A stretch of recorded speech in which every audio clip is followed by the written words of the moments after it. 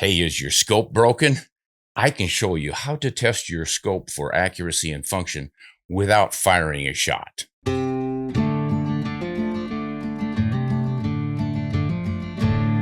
Hi everyone, Ron Spomer. Say, after our video series on 30-06 week and the rather poor accuracy we got from most of the rifles, a lot of folks wrote in to suggest that A, I can't shoot, B, the ammunition was no good, or C, the scope was no good. I could hardly believe the scope wasn't good because we had 4 identical scopes from Maven. They sponsored the show, and these are not inexpensive scopes. They're not the most expensive in the world either, but they should be right in there, and they appeared to be working just fine to me. How can you tell if your scopes are working just fine to you without shooting? I am going to demonstrate in this video shooting to see what your scope is doing and testing it against the rifle, against the ammo, and against yourself. Then toward the end, I'm going to show you how you can adjust that scope and test whether or not it is adjusting properly with a couple of secret techniques that don't require any shooting at all. So stay tuned. Well, was it the scope? Was it the ammunition? Was it the rifles? Was it the shooter? We were pretty disappointed in the accuracy or lack thereof we got during 30-06 week. And a lot of conjecture has been floating around about that. What exactly was the problem? Were the guns really that inaccurate, or maybe that scope, those Maven scopes? I doubted it because they looked like they were adjusting accurately. We had 4 of them. I can't imagine that all 4 would be no good. So what we've decided to do is find a rifle that groups well with a different scope, and then put the Maven on and try again. We're also going to make some movements and adjustments on the Maven, give it our usual scope test, and just see once and for all what might be going on. Once we've got that problem licked, maybe we will get a different shooter in here. But let's just see what the old custom. Now, this is a Model 70 Winchester custom rifle. Has a little barrel on it. The action's been trued and squared by Lex Webernick at Rifles Inc. And this is at least 20 years, maybe 25 years ago that this all happened. I don't hunt with this rifle much anymore. It's a little bit heavy for me now. But boy, over the years, it's just done a great job, and it usually shoots around 3/4 of an inch. I'm not sure if I have actual hand loads for this rifle. I've got some 30-06 hand loads here that go way back. I don't remember if I built those for this rifle or a previous 30-06. Might not even shoot them, but I do have enough of these Winchester 150 grain ballistic silver tips. So I think we can shoot with some consistency. Got about 1.5 boxes or so of those. So let's get started. Putting up with the noise of the machinery working beyond us, and just see what we can do. I've got this scope turned up to 10 power. That's as high as it goes, but I've got a real good look at the target here. I'm anchored nicely against the table.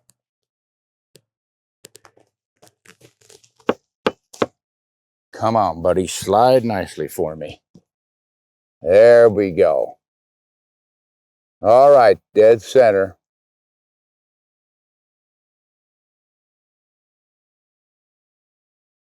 I think we're good to go.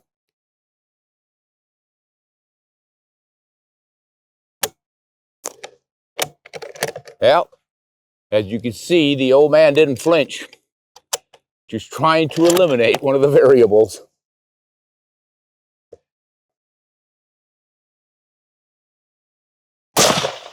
Well, that felt good. All right, let's see if we can put 3 in the same hole, shall we? Let me turn that chronograph on, even though it's working part-time only. Maybe with this different sun angle, we'll get something.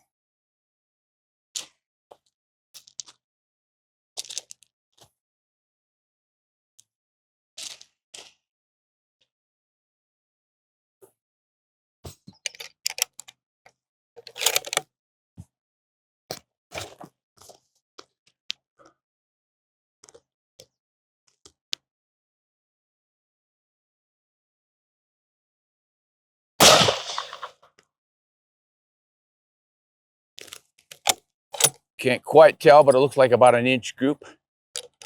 We'll give it 1 more, and then we'll let this cool in the shade. We'll go down and double check that target.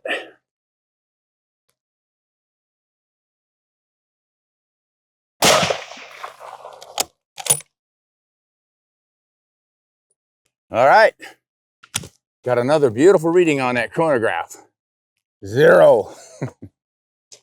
Okay, not quite as good as I would like, but not bad. Factory loads, just over an inch. That one's just inside that. So we're probably a 1.25 or a little less.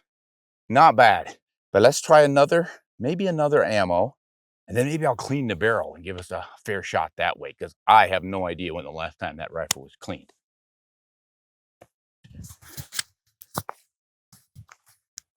All right, I cleaned this to within an inch of my life. Oh, it didn't take all that long, but I used some JB Bore compound. Boy, that gets them clean in a hurry. And I got just a little wash of copper left in there. I think we will be fine with that. So we're going to go with that same load, 150 grain ballistic silver tips. We'll do a fouling shot, and after which we shoot the group.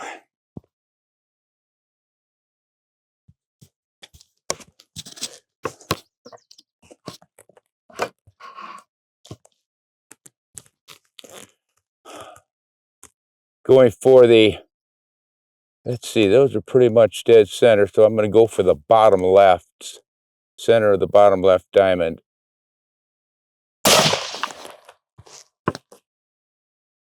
And it shot 2 inches to the right. The other shots were fading white as well, so I am going to give it a minute of angle left. Might have been a little much, but we'll be all right. Can't wait until that Garmin rangefinder or chronograph shows up. Same target.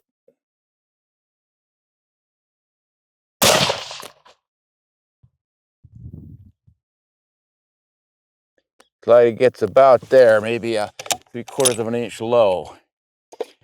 Okay, now we're going to shoot for group, and I have only 2 rounds left, but I got another box, so.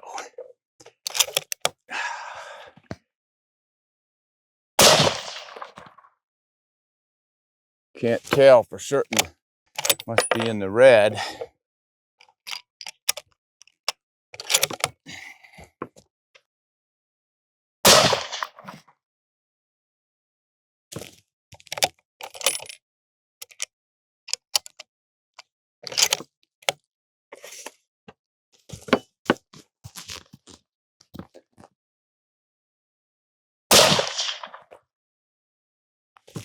Well, let's go on out and see what we've got. So here's my first sight in. Came over 4 clicks for an MOA. Came down, and of course, clean barrel. 2 shots to foul it, and then got nice and consistent. 1, 2, 3. Went a little bit out to the right yet, but that's just over an inch. That's about what we're expecting with this rifle and this factory ammunition. Now, obviously, I've mentioned that it shoots some hand loads better, but I don't have any right now, but we're going to work with this. So I think what we'll do now, we know we're shooting inch, 1.25 inches. We'll switch scopes and see if this rifle performs as well with that Maven scope. I think it will. I took the scope and mounting hardware off the Model 70 featherweight 30-06 that I was shooting and put it on this one. So let's pull out some ammo and zero. I bore sighted it roughly with an old collimator bore sighter. And we'll see how close we get here at our 50-yard zeroing target.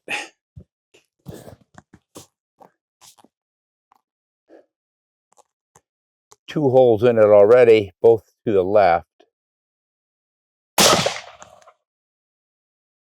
And this one is low, pretty close to centered. I'm going to come up 1.5 MOA. So double your moves. That should about dead on it for 50 yards. Could be shooting high with a 50-yard zero. I already have a round lying there. Let's push him down in the magazine properly. Okay. We are going for the lower right diamond, assuming it's going to go high.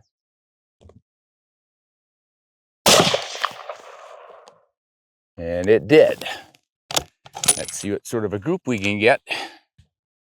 I believe I was shooting these ballistic silver tip 150 grains at whitetail back when I was doing a whitetail show.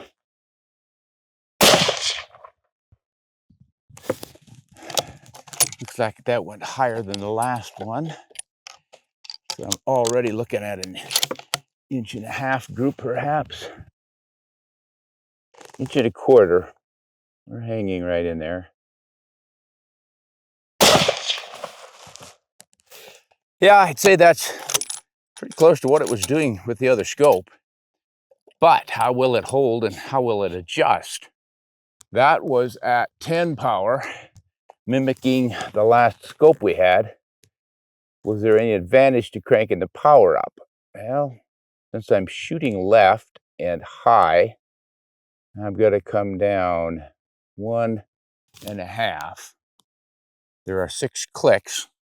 I will now feel comfortable going for the upper right target.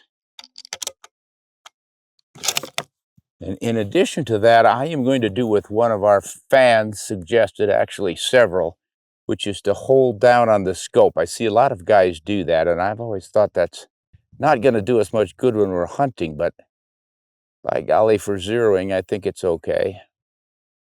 And I'm going to aim for the bottom of that diamond rather than the center, because I know it's going to go a little bit high.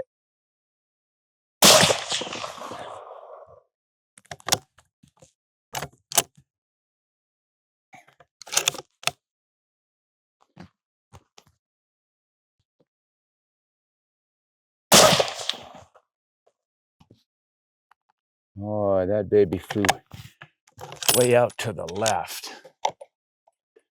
Like the looks of that.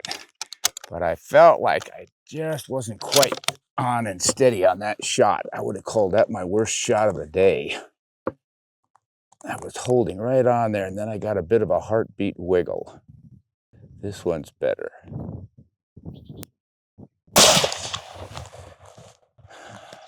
So there are 2 together out there on the left, but it looks like there's one in the red on the diamond. All right, I don't know if I can hold this steadily to do some adjustments, but I want to try. Okay, I'm at the bottom of the target on a grid, and I want to dial up 1 inch. So that is right there, came up 1 inch, right on my square, came up another inch, and 3, it might be a hair over. I'm getting a little bit of movement in here. Yeah, boy, right back down. All right. It's adjusting accurately.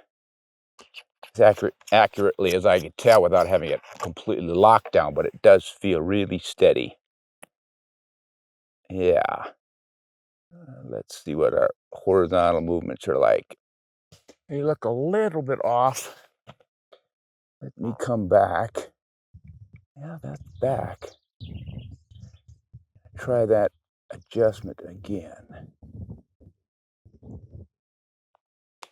I want to tweak my parallax too. I think I'm seeing a little bit. Yeah, I'm getting some parallax, so let me dial that out. It's about a 1/4 inch parallax. 1/4 MOA there. Not the same. Worse. Bingo. Boy, it's right at 100 too. Yeah, that's good. No parallax now. So let's go back to running that windage. It's hanging on the line when I don't touch it. 4 clicks, don't touch it. Bingo. Perfect. 4 more clicks, don't touch it. Look, it's right there. 4 more clicks. I might be off 1 click. 1/4 MOA. Right there. Right there. It seems to be adjusting its horizontals just fine. I just can't find where there's a problem with the scope, guys. But let's do some more shooting. I think it is. That last group, though, had me a little disturbed. Of course, 3-shot groups, you could just never be absolutely certain of them. Let's go out there and look, make sure I'm not seeing things. Well, this is what I was seeing in the scope. That first one right at the base of the diamond here. was one I had trouble seeing initially, and then the other two, with the little skylight behind them, I could see them.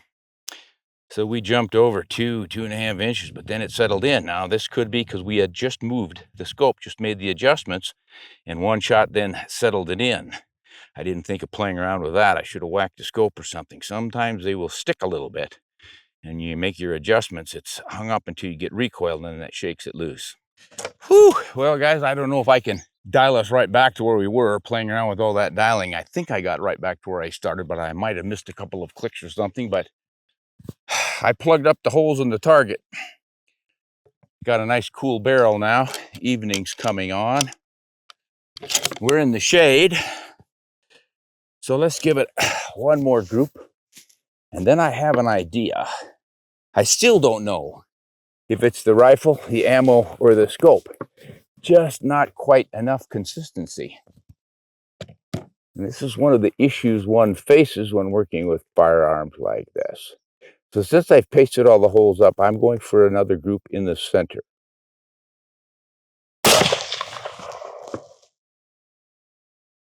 And that is shooting 2 inches at about 8:30. So 2 inches left and one down.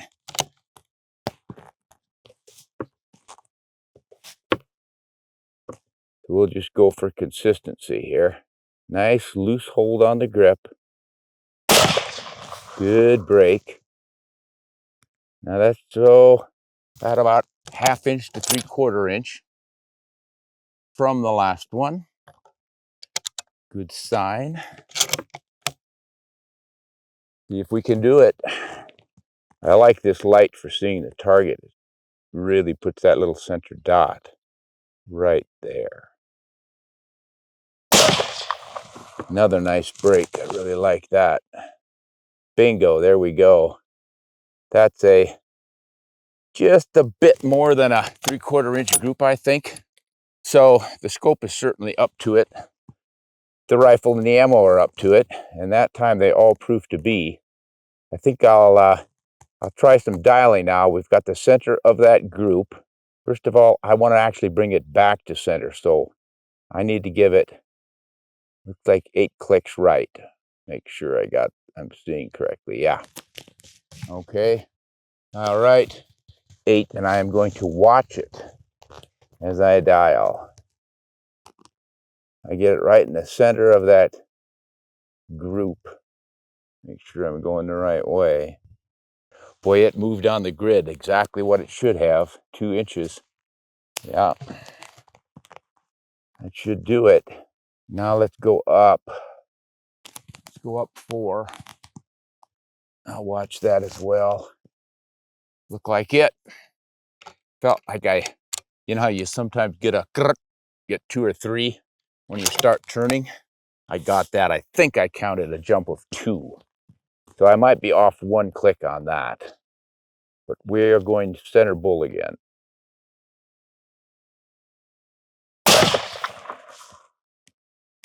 Might be a little bit to the right of center.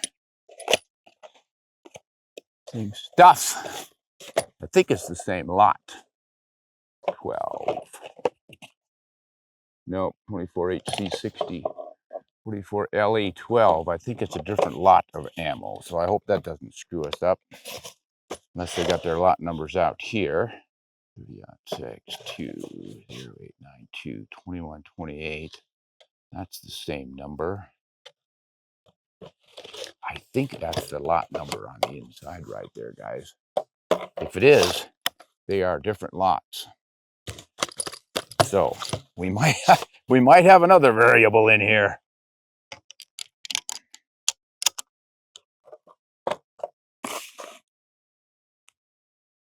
Barrel's pretty hot. Let's let it cool a little bit yet. But it's doing a pretty good job for us on those last shots anyway. Got a pretty nice group there. Yeah, it looks like I'm about 3/4 of an inch right of the bull at 3 o'clock. So that's pretty close to what I was dialing, within what the grouping ability of this rifle and ammo seemed to be. So this next shot should hang in there. Notice I am not holding that scope down and I'm getting a better group.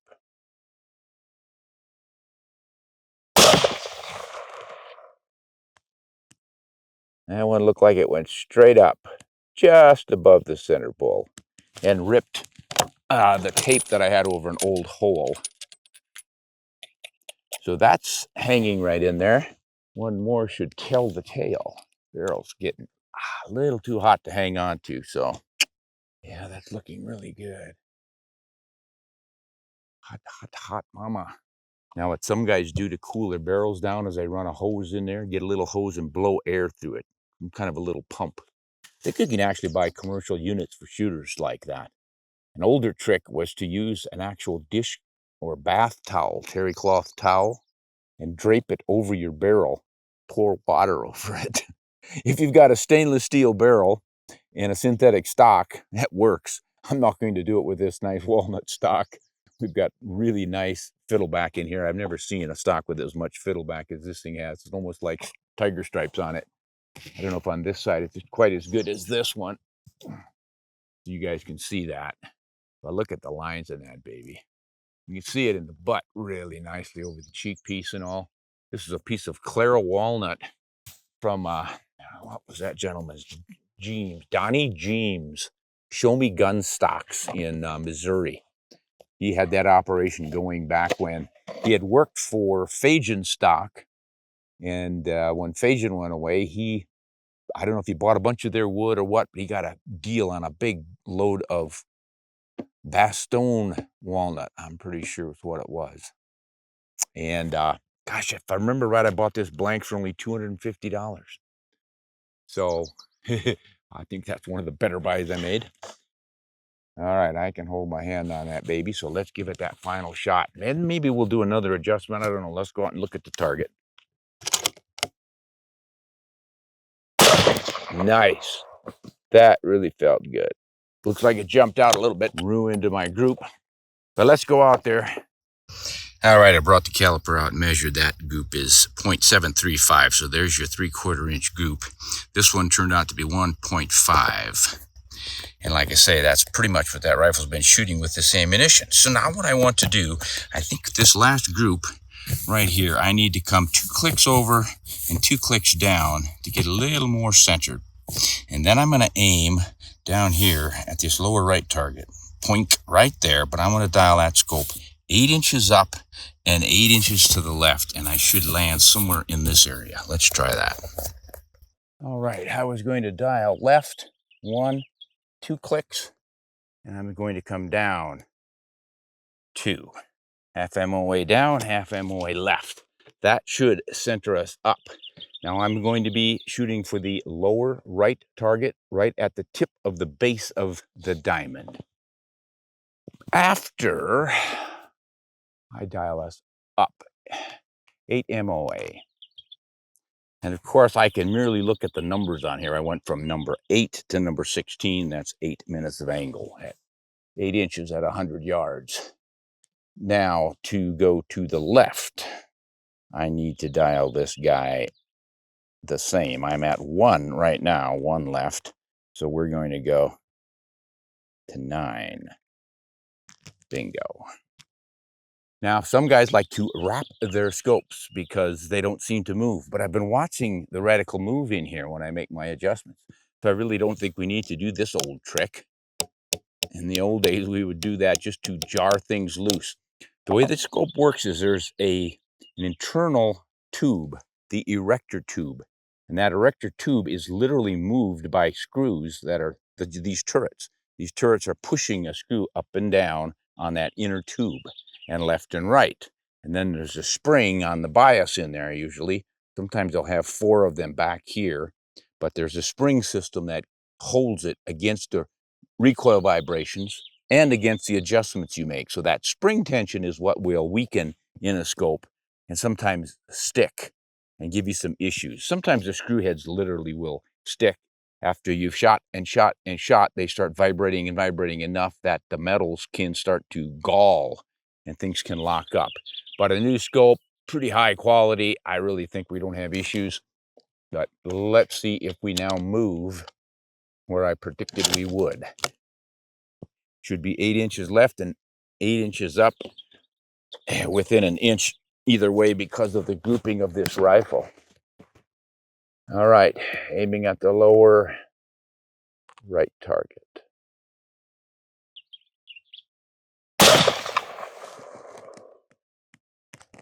And I do believe I see my hole over there. Let's do one more, just to make sure.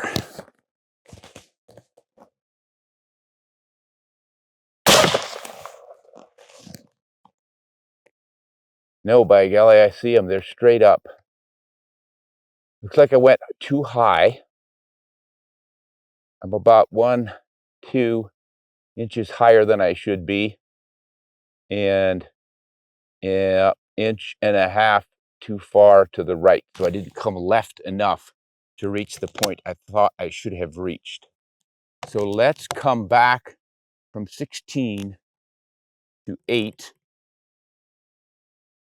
That's taking us down to where we started. And from 9 to 1, that should take us back to where we started. And now I will shoot at the same spot, right side, tip of the lower diamond, and see if it has come back. Right now it's telling me that it did not adjust perfectly.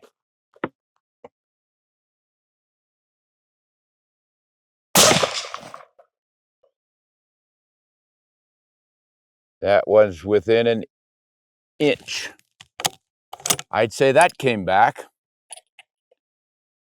So I don't know. I guess the guy could say that an 8-inch adjustment or 8 MOA adjustment didn't quite turn out the way we thought it should, but it came back. So we actually went up 1, 2, 3, 4, 5, 6, 7, 8, 9, 9.5.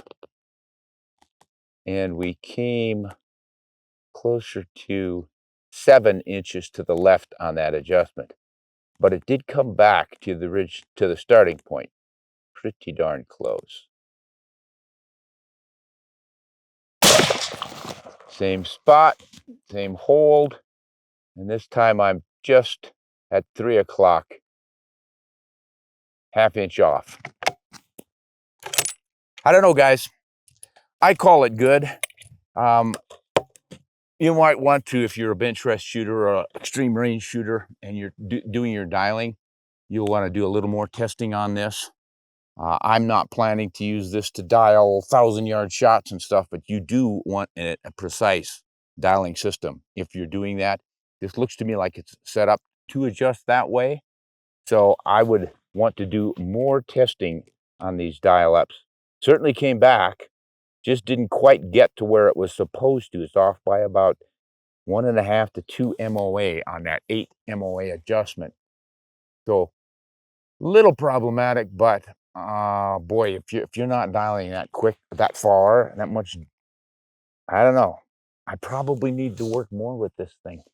I mean, if you really want to thrash it out, let's do one more. Let's since we're right back to where we're supposed to be, let's go up again. This time, let's go from 8 to 20. Bingo, big dial. 8 to 20.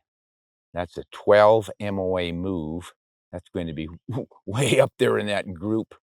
That nice group that I shot the first time. So we might get a little confusing up there, but we've got holes in every other place, so what the heck? Well, that'll just take us straight up. Let's just do that. We've got room for that. But the windage was our issue last time, so we really need to dial it over. Let's dial it over. That's 8, 9, 10. Let's do 10. We're at 1 now. We'll go to 11. And that was left. Yes, indeed. Everything's right. All right. All right. Our bullet hole should be appearing way up and over to the left. Ooh, I better put my ears on. I don't need to hear that. Oh, it's up there. And it's off the grid. Up there at about 11 o'clock. Right by Champion. But let's go out there and measure things, get a good close look at it, guys. And I think we're about done for the day. Well, this is interesting. I did hit right there the first time. I was figuring I would hit about here, so I'm within pretty much the grouping ability of that rifle. It's just that that last shot went high up here, and that's a bit out. Now, is that because that scope was getting, needed that vibration to make the complete move? It was sticking a little bit? I don't know. That big of a move it shouldn't have. I mean, I do like the first shot being that close. Would have been ideal to be perfectly right there. But you can see I was holding here. So if we go up 1, 2, 3, 4, 5, 6, 7, 8, slide across 8, and that's about where we should land because this one's in the middle where I was aiming. So we end up in the center, not at a junction. And then I dialed it back and bingo, I'm right back. You split the difference and this is my aiming point. That's just right. And then I decided we're going to go up 12. 1, 2, 3, 4, 5, 6, 7, 8, 9, 10, 11, 12. 12 up and 10 over. And there it is, just an inch and a half higher than it should be. Pretty darn close. So I think we're doing all right, guys. I think these Maven scopes are definitely worth a look. What they're doing is having scopes built to their specifications, and then they are skipping the middleman and selling direct, so you get your little price break that way. I have had good luck with their simpler scopes before. This one is pretty complicated, and I think it's in the middle of their line, not the top of the line model. And I always say, guys, when you're looking at scopes for this long range precision shooting, you really need to spend the most money you can on one, not go for the lower priced ones to get that kind of precision. All right, guys, I am satisfied with this scope. Now, if you think it is not adjusting properly, when you shoot groups after adjusting, you say, oh my goodness, that bullet is farther out. Was it the rifle, the ammo, or the scope? So the real way to test is to lock that rifle down and watch the grid squares as you're making your adjustments. You can see the reticle move across an inch when you move 4 clicks.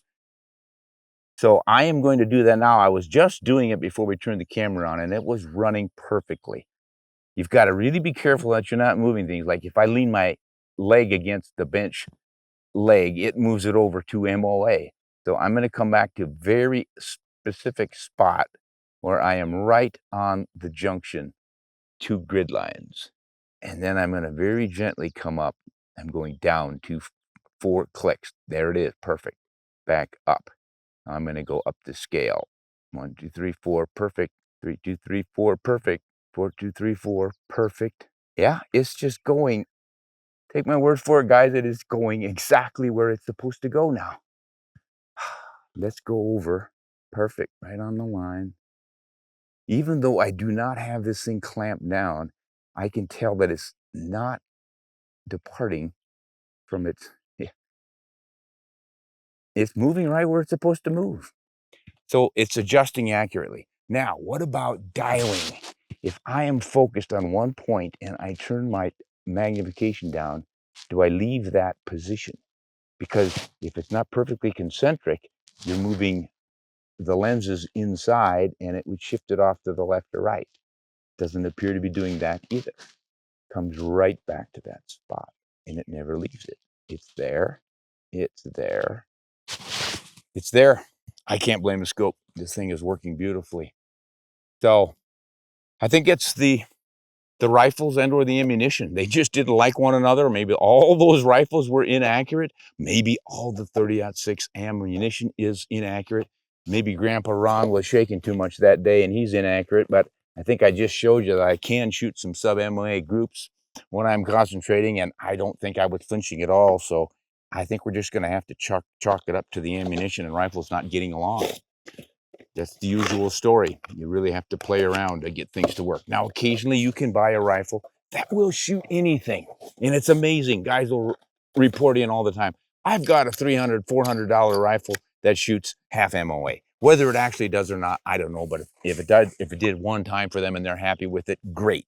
This happens. You can spend $4,000 on a rifle and then have to spend another, I don't know, month getting it fixed so that it actually does what they predict it's going to do.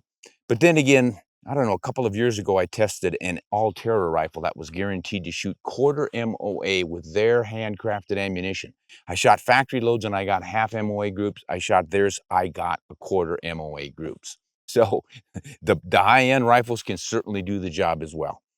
It's just, I don't want to say it's a crapshoot, but or a pig in a poke, but the more, I think the more you do research and find what you think is going to work for you, you'll probably turn out a pretty accurate and satisfactory rifle, best I can tell you. Now, giving some of these rifles another chance. I still have several of them. One of them is the Weatherby, because that's a new action, a 307 Weatherby. I want to work that one out some more. When I was packaging it up to send it back, I found some targets in the bottom that I'd missed when I first opened it. And it showed that they were getting some 3/4 inch groups. I think one of them even was a 1/2 inch group. They shot Barnes ammunition for 2 of them, so the TTSX bullets were really shooting well. I might have to hand load to get that to work, but I think I'll try some factory stuff that I have and just see if I can't get that thing shooting better. Then another one I might try is the Browning, the BAR, and I'm supposed to be getting that Christensen Arms back. They said that there were some serious issues with it. They slapped it together a little too quickly for us, so they're gonna stand behind that. When we get that one in, we'll test it too, and I'll see what else I've got. We'll do some more serious testing of these rifles, which always is a smart thing to do. Well, this is Ron Spomer. Getting late. I think I'll go in for supper. And honest and shoot straight.